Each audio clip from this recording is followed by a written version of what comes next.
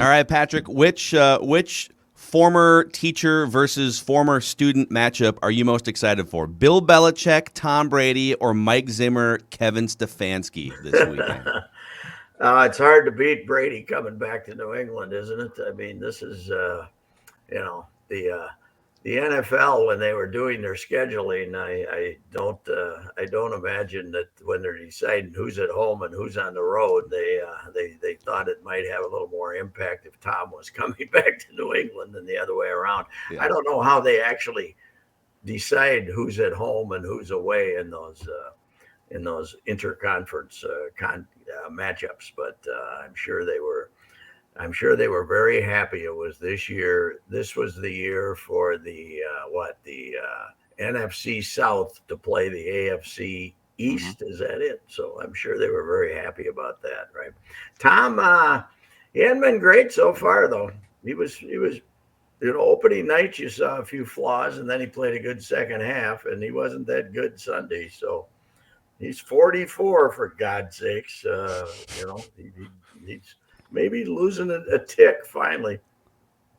So what type of reaction do we think Tom gets? Because the greatest one that we saw was Favre in Green Bay, but they hated him at the time, and I don't think it's going to be the same thing with him going to with Tom Brady going back to Foxborough. He'll get a roaring welcome, won't he? Yeah. I mean, for God, sure. if you can, if you could win what 6? What, did he win 6 there? Yes. Did he win? If you could win 6 Super Bowls, I've always said Jack Morris deserved a roaring welcome for winning Game 7. This guy won 6 Game 7s for God's sake. Yeah, it doesn't matter. It doesn't matter how it ended. He deserves a 15-minute standing ovation, uninterrupted. Yes, he does. It should be crazy. And Belichick doesn't have a very good team again. I thought they might be pretty good, but the quarterback's not really ready. And he's trying, and he's not terrible, but he's not as bad as Justin Fields, but he doesn't look all that good, and he was bad on Sunday. And I don't know. Tom's going to be back in the playoffs, although that division's got some hair on it now that Carolina's playing good too, right? Yeah. Wow. Real quick, you bring up the Belichick thing without Brady. So Belichick without Brady, kind of a disaster. Pete Carroll had 2 jobs before Russell Wilson, and then a couple years in Seattle, and he was kind of a disaster. And I feel like I'm a Mike Zimmer apologist all the time on this show. He does have flaws, but Mike Zimmer has had rookie Teddy Bridgewater, patchwork Sam Bradford, Case Keenum. Cousins has been amazing at times, but he's not a Hall of Fame quarterback. And he's 15 games above 500 over 7 years. What if you give Zim a Russell Wilson or a Tom Brady? Or would he just not be able to develop them because he never goes to offensive meetings? I guess that would be the other. No, I think they would. If they had Russell Wilson here, they would have. They might not have gone into Philadelphia and got humiliated like they did in the playoff game and in the division, in the conference championship game. But I want to say one more thing about Brady. I was in the car the other day, and I heard this, and I almost drove off the road. I mean, it's obviously true, but the whatever day it was, Monday maybe, 20th anniversary of Brady replacing Drew Bledsoe. Yeah. Mm-hmm. Yeah. 20 years. Yeah, I know. 20 years.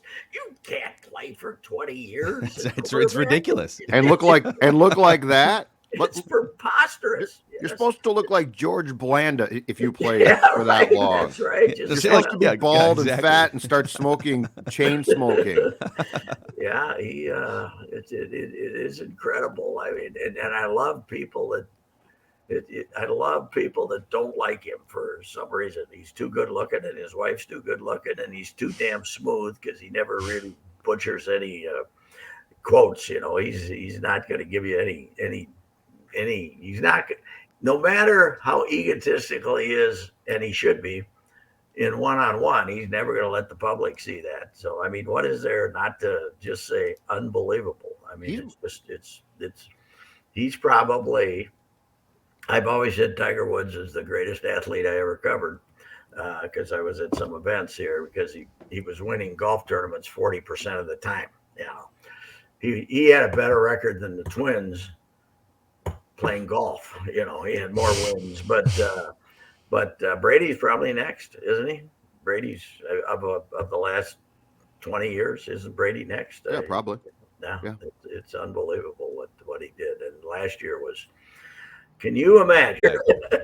And Tom's dad is even more frontal than all of them. Yes. His hatred for Belichick and the Patriots. But Tom without Bill is a lot more fun. Like he's been, he's doing way more commercials now and making fun of things. Like this is much more of a likable character than the whole Patriot buy-in. We can't tell you it's Tuesday. You know what? The whole Belichick Brady thing does, though? It tells you, and you see Zim and these other guys, and actually Mark Craig, the wise old owl, has a piece about this in the Star Tribune. Football coaches can't quit. I mean, Belichick, why didn't he walk out at the same time and say, I'm 66 and I'll be why can he, what is he trying to prove? He's got to do it without Brady. It's like, who cares? Yeah. Well, I don't know if he's trying to prove it. I think it's just in their system and they can't let it go. It's just, you got to have that.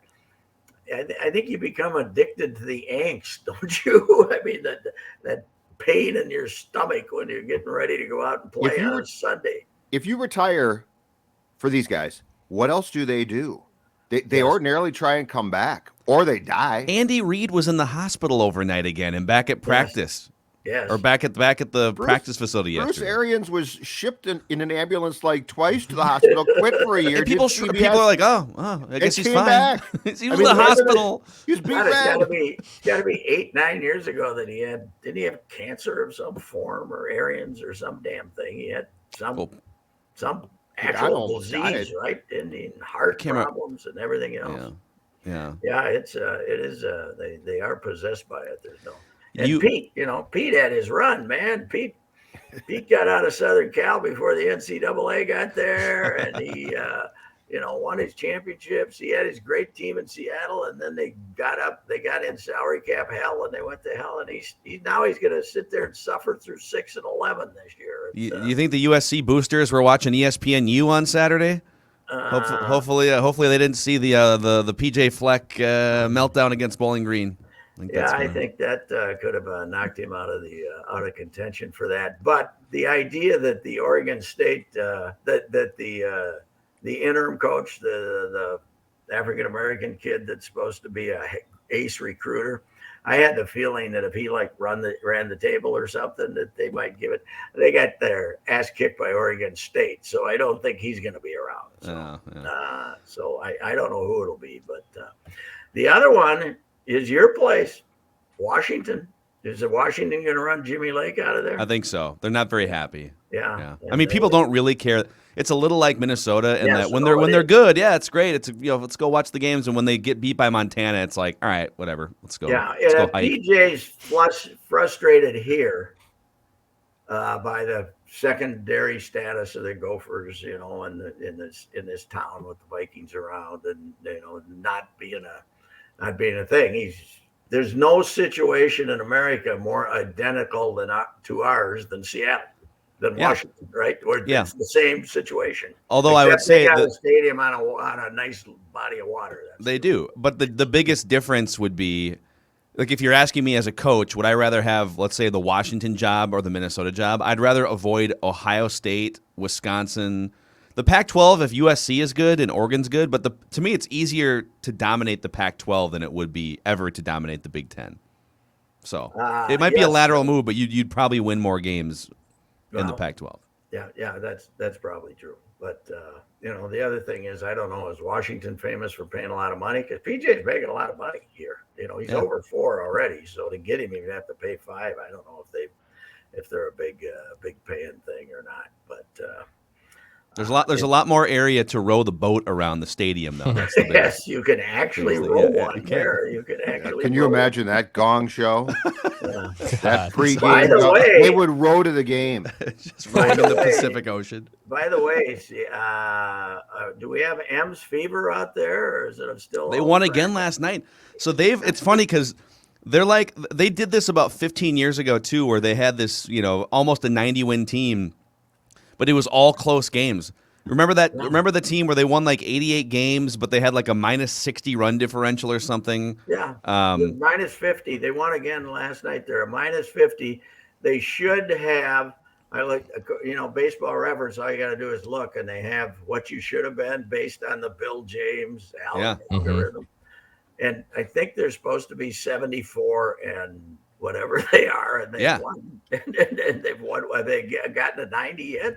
They're at 88 and 70, and they are They're now a half game back of the Red Sox for the second wild card spot. They passed the Blue Jays, and they pretty much put the A's to bed last night.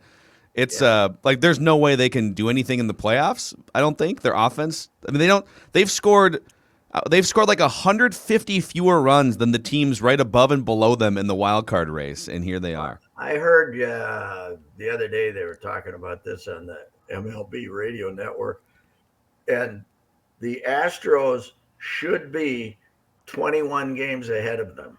According to the Astros, I think, are a plus 200 or something. Yeah, and they're four. They're four up. They haven't even clinched yet. They're only 4 up. Yeah, it's been a great. I wrote a column about it today. If you throw the Twins out, it's been a damn interesting baseball season. The Giants, their over and under was 75.5. Yeah, and that was clinched on August 15th, and now they are. They've won 103. They've equaled the most wins they've ever won. How the hell did this happen? I don't know. And if they win 4 more out of 4 of their last 5, which they might have to stay ahead of the Dodgers, they will have won the most games in the history of a franchise, which started in 1882 or something. The Dodgers right now, the Dodgers are 13 games up on the next wild card team. They have a plus 248 run differential, and they're going to play a coin flip game next week. By the way, the Cardinals were a 500 team. A coin flip game against a team that's won 17 in a row. Right. Yeah, the Cardinals were a 500 team 2.5 weeks ago, and they're now 88 and 69, 17 straight wins. One thing I've discovered this year, and I always said, Mike Schilt. How the hell can they give the job to some guy named Mike Schilt?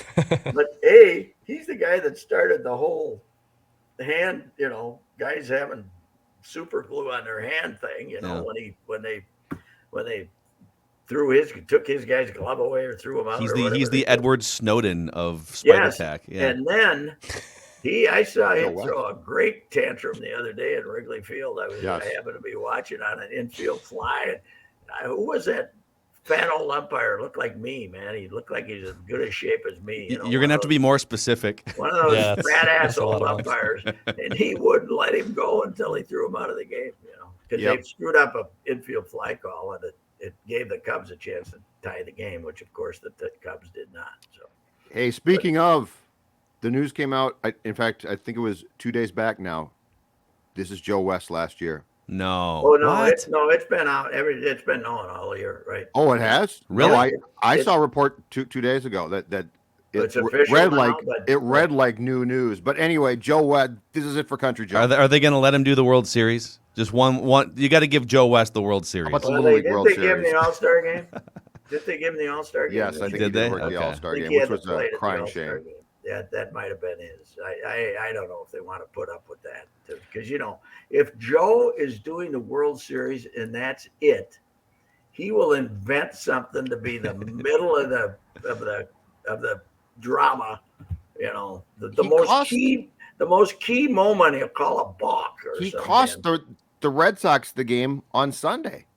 The catcher, I think it was Stanton, was at the plate for the Yankees. He foul tipped the ball into the catcher's mitt. On the transfer, the catcher dropped the ball, but it's a transfer.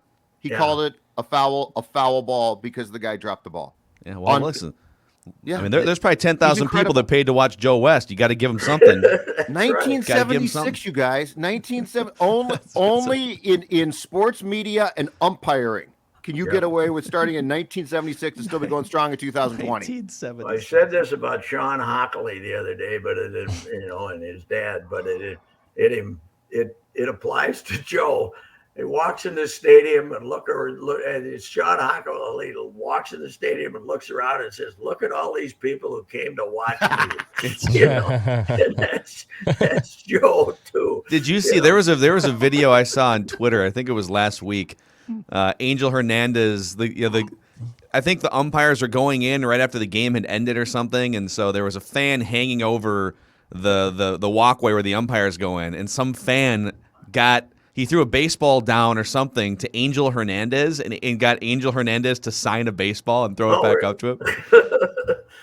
That guy's a genius though, right? Because he's the most incompetent buffoon to ever umpire. And yet about 5 years ago, he initiated a lawsuit based on race. He's being held down because he's Hispanic. He's not a white guy. That's the majority in baseball, I believe. But he, as an umpire, there haven't been that many. So he files that lawsuit. So he puts him in a situation that they can't fire him for being a complete moron. Right. Yeah. It's and they get in the playoffs. Well, the other thing is Phil Cuzzy. He's still umpiring. Yeah. What the hell? And he never gets any right. No, he's brutal behind the plate, Pat. He's awful. Should have to get half of the close ones right, half of them maybe. So. He doesn't get half of them. No. He's one of those guys. He beats the percentage of yes of a coin flip. He's not a coin flip. He's worse than a coin flip, and he keeps umpiring. It's one of my favorite Twitter accounts. I can't remember the exact handle, but it's like umpire report card, and and after every game they cross-reference the pitch FX, like the MLB pitch FX strike zone, with how the umpire actually performed, and they put it in this like pie chart and graphic, and it'll tell you, Brian Onora was 91% accurate tonight. He's another one. He's another one that Jerry Meals 93%. Yeah, it's a tough. I mean, calling ball. There's nothing harder than calling balls and strikes. Right, it's impossible. It's impossible. But I'm not a big automatic strike zone. If you're going to, let's face it, since they put in the square, you got to be right. And back in the day, they for 100 years they didn't have to be right. It's my strike zone. Yeah. You got to adjust to my strike zone. But now there's a strike zone. But the worst part now is the whole framing thing. It drives me crazy because it's gone from a subtle, like some guys were good at, they'd subtly move the ball. I mean, Ryan Jeffers is yanking that damn baseball all over the strike zone. Yes, and probably costing his team strikes. And I would tell guys, if you yank the ball, you're not getting the pitch. I don't care where. Well, when the electronic strike zone, when the K zone gets implemented, they can just sit back there and let the ball hit their chest protector with nobody on base. It's not gonna matter. Quit kneeling. Squat. It's catching. Yes. Squat. And get off my lawn. But kneeling's just so stupid. You're exposing your entire groin. If some coach told me, I want you to kneel. Have you seen? You're exposing your groin, huh? The Mitch Garver nut shot? Did you see that? That was because of this new catching phenomenon. Oh yeah, and we're big groin phenomenon. I don't think stealing 2 strikes a game is worth the increase in balls going, not blocking pitches and stuff. I don't think it's worth it because they can't throw out runners from that position, and there's more balls going to the backstop. So anyway, hey, all right. Good stuff. Baseball. Go baseball. Go Zim. Zim today. We get Zim today. Zim today. Early. I think it's at 10. And shortly. The new MVP candidate is Kirky McClutcherton. Leading candidate, you mean? All those people who've taken the 180, man. That guy's an overpaid stiff. He's the secondary slayer. He's the fourth quarter pharaoh, Pat. That's what he is.